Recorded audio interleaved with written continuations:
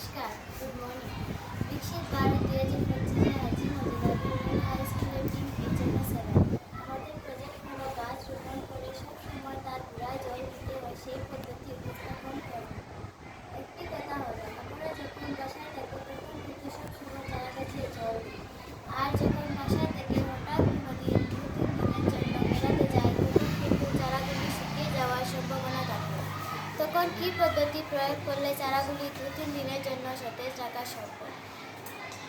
প্রথমে আমরা একটি জল রাখার বোতল সংগ্রহ করে তাতে কয়েকটি ছোট ছোট কাঠের রশি সংযুক্ত করলাম।